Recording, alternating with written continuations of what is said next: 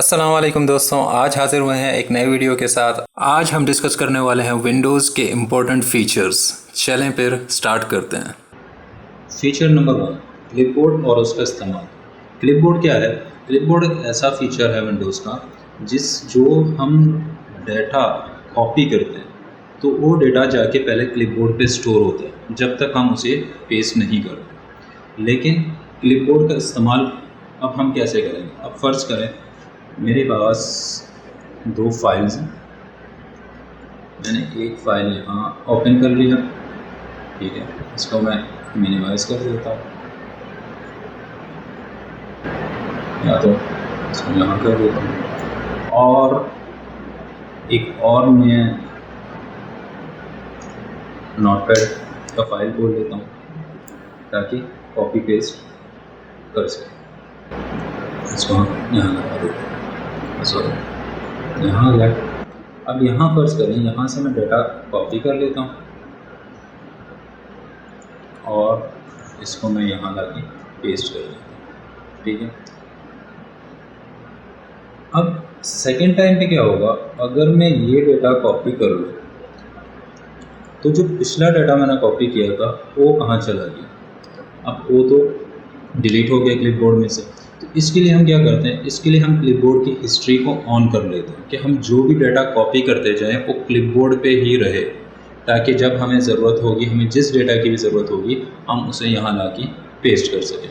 तो क्लिपबोर्ड की हिस्ट्री को ऑन करने के लिए क्या करेंगे, हम सर्च में जाएंगे, यहाँ पे क्लिपबोर्ड सेटिंग्स और यहाँ जाके इसको ऑन कर देंगे। और ऑन करने के बाद हमारे पास इसका जो कीबोर्ड शॉर्टकट है विंडोज़ की प्लस वी।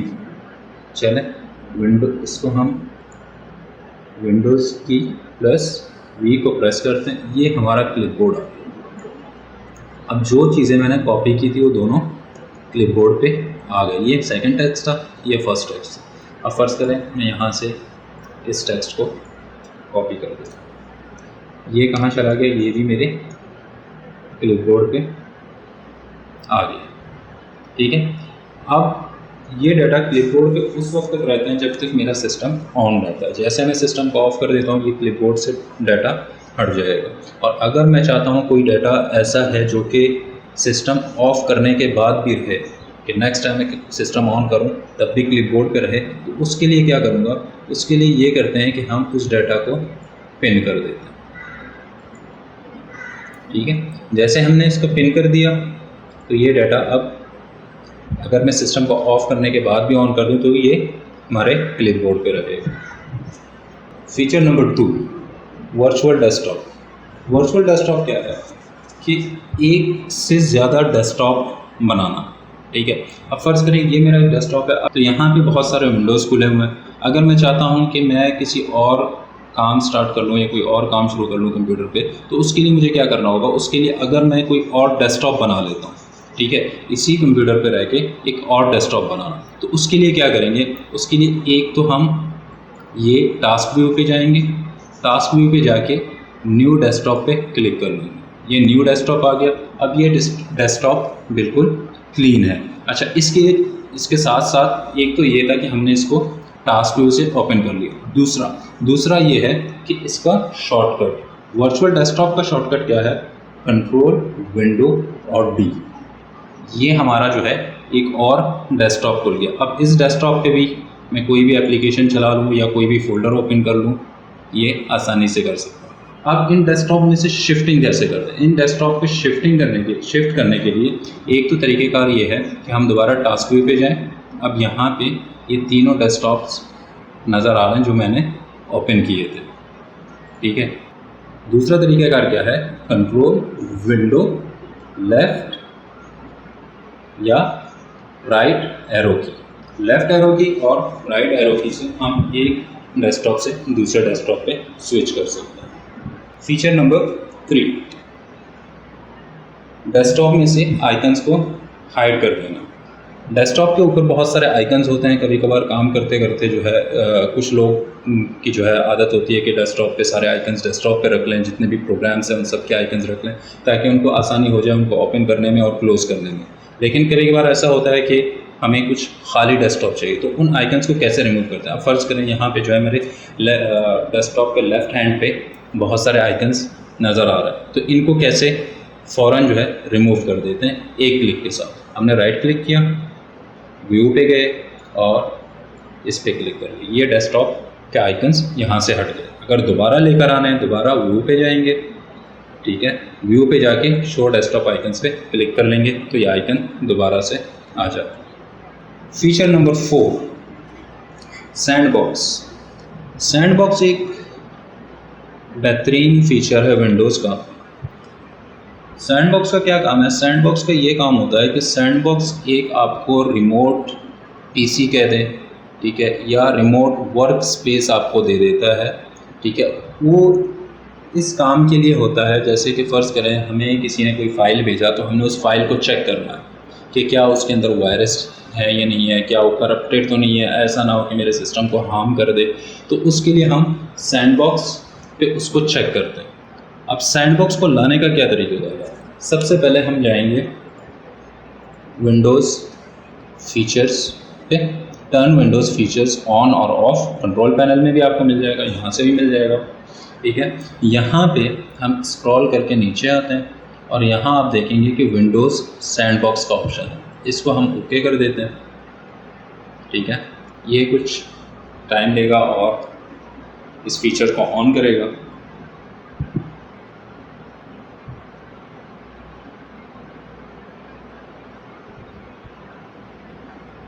ये हमारा फीचर ऑन हो गया।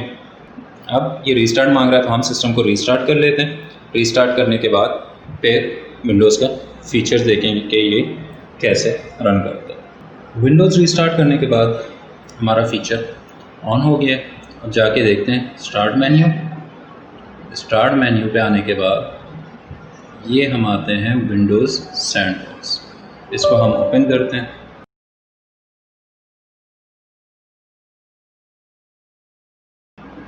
तो ये विंडोज़ सैंडबॉक्स हमारे पास ओपन हो गया। जैसे कि आपको नज़र आ रहा है इसका स्क्रीन अलग है, यहाँ स्क्रीन अलग है।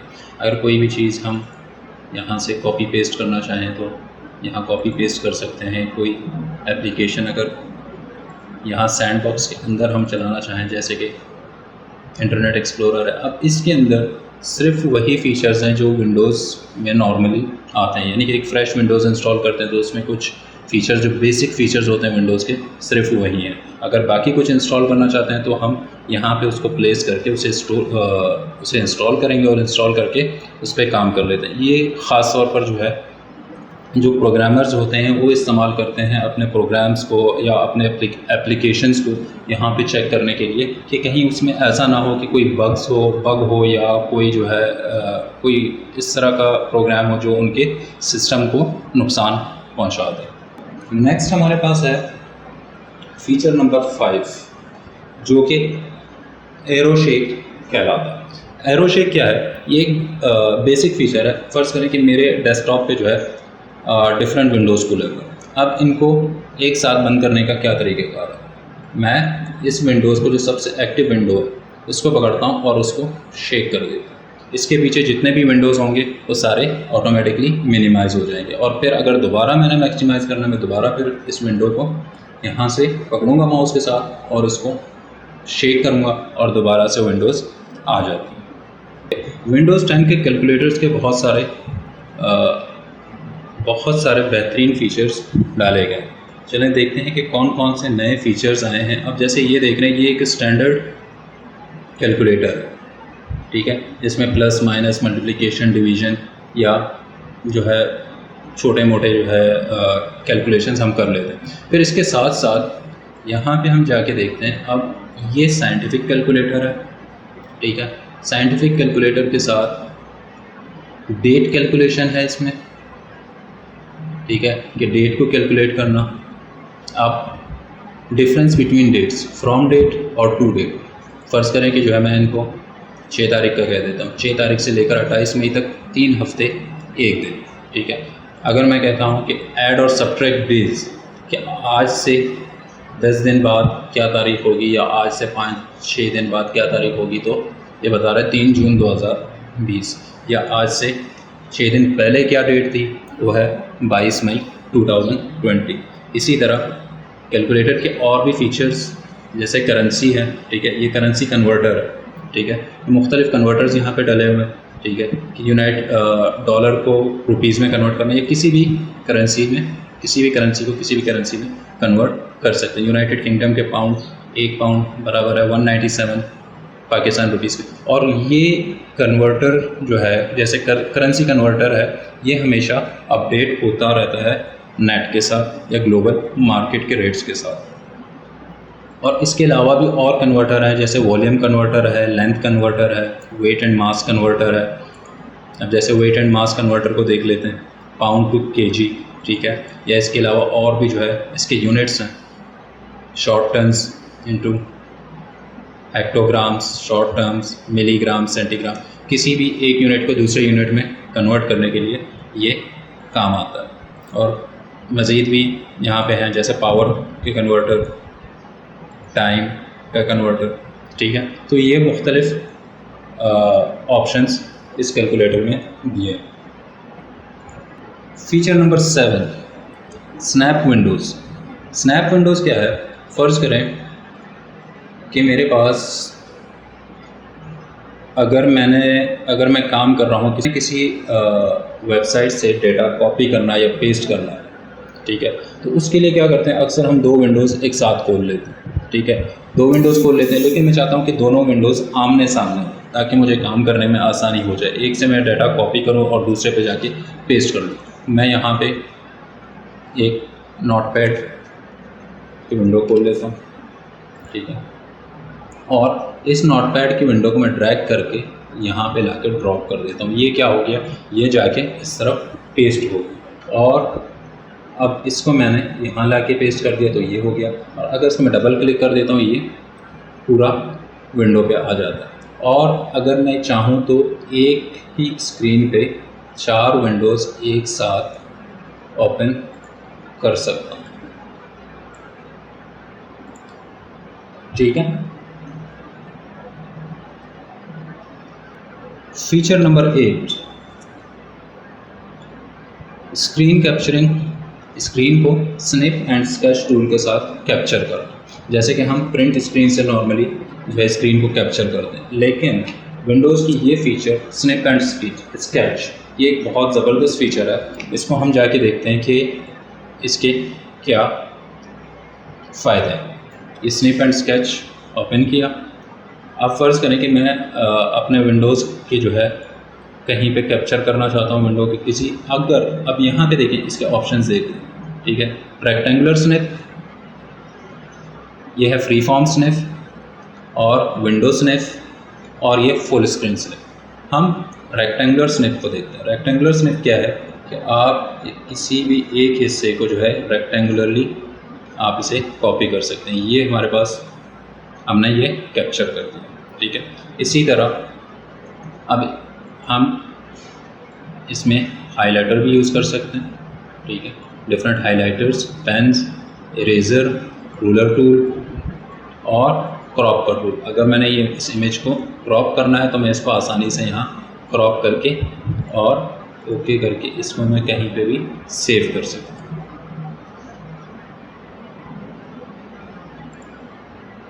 ठीक है। और इसके अलावा जो स्निप एंड स्केच के मज़ीद टूल्स हैं, जैसे कि free form snip. Free form snip में क्या है कि फ्री फॉर्म स्निप हम सेलेक्ट करेंगे और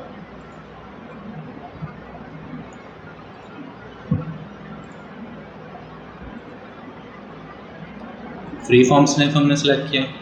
फ्री फॉर्म स्निप के अंदर आप अपने माउस को जहाँ जहाँ तक लेके जाएंगे वहाँ उस एरिया को कैप्चर कर लेगा।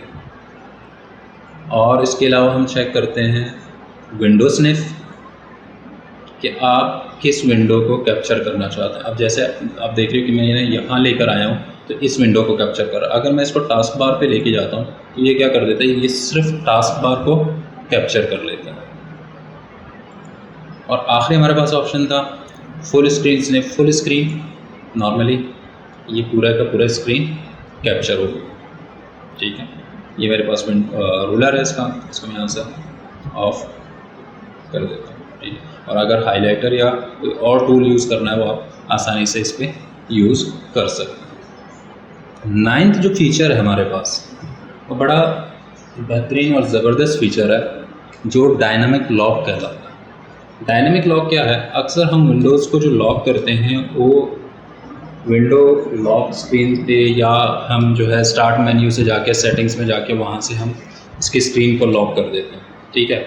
लेकिन हम अगर ये चाहते हैं कि ये जैसे ही हम यहाँ से उठें और ये ऑटोमेटिकली कुछ देर बाद खुद लॉक हो जाए, तो इसको हम क्या करते हैं, इसको हम सिंक करते हैं अपने मोबाइल के साथ, ठीक है। मोबाइल के साथ कैसे सिंक करते हैं, आके देखते हैं कि डायनामिक लॉक काम कैसे करता है, ठीक है, और इसको हम सिंक कैसे करेंगे। सबसे पहले हम जाते हैं ब्लूटूथ पे, ठीक है। ब्लूटूथ पे जाके हम इसको पेयर करते हैं अपने मोबाइल के ब्लूटूथ के साथ।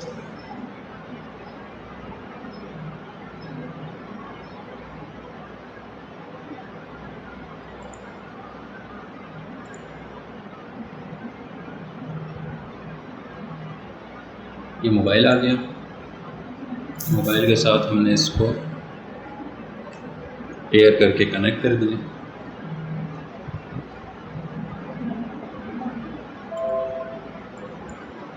ये कनेक्ट हो गया, ठीक है।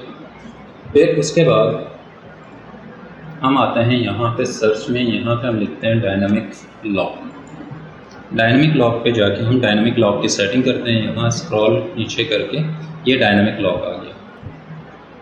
इस डायनामिक लॉक को हम कहते हैं allow Windows to automatically lock your device when you are away, कि जैसे ही मैं सिस्टम जो है मोबाइल की ब्लूटूथ की रेंज से बाहर होगा तो ऑटोमेटिकली इसके जो है लॉक, इसकी स्क्रीन पे लॉक लग जाएगा। चलें इसको देखते हैं। अब मैंने जो है अपने मोबाइल का जो है ब्लूटूथ इसको चेक करने के लिए ब्लूटूथ जो है ऑफ़ कर दिया। तो अभी देखते हैं ये कुछ ही देर के बाद ऑटोमेटिकली स्क्रीन लॉक हो जाएगा।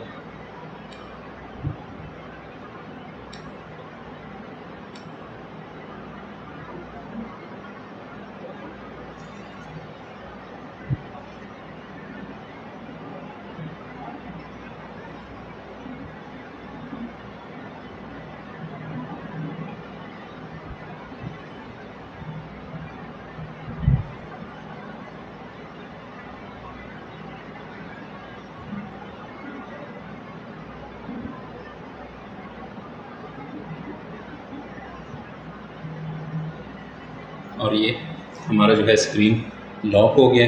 हम दोबारा से इसको ऑन कर दिया।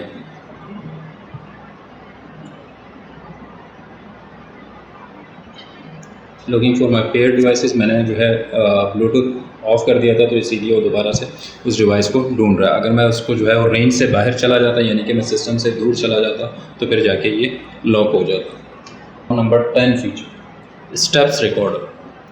विंडोज़ 10 के अंदर एक स्टेप्स रिकॉर्डर का फीचर है। स्टेप्स रिकॉर्डर है क्या? सर्च पे आके स्टेप्स रिकॉर्डर को हम क्लिक करते हैं। ये हमारे पास स्टेप्स रिकॉर्डर है कि हम सिस्टम पे जो भी काम करें इसको स्टेप बाय स्टेप ये रिकॉर्ड कर लेता है। फॉर एग्ज़ाम्पल यहाँ पे मैं स्टेप रिकॉर्डर को ऑन करता हूँ उसकी रिकॉर्डिंग, और यहाँ मैं एक स्टेप, ये मैं दूसरा स्टेप, ये तीसरा स्टेप,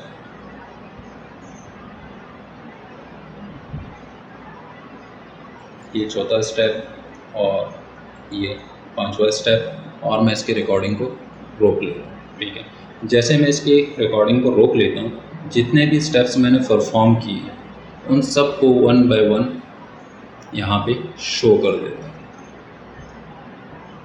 और अगर इनको सेव करना चाहते हो तो यहाँ से हम इनको सेव भी कर सकते हैं इन स्टेप्स को, और अगर रिव्यू करना चाहते हैं तो रिव्यू कर सकते हो।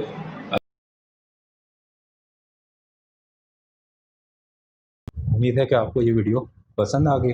अगर आपको ये वीडियो पसंद आ गई तो काइंडली इसको लाइक कीजिएगा और चैनल को सब्सक्राइब कीजिएगा। Thank you.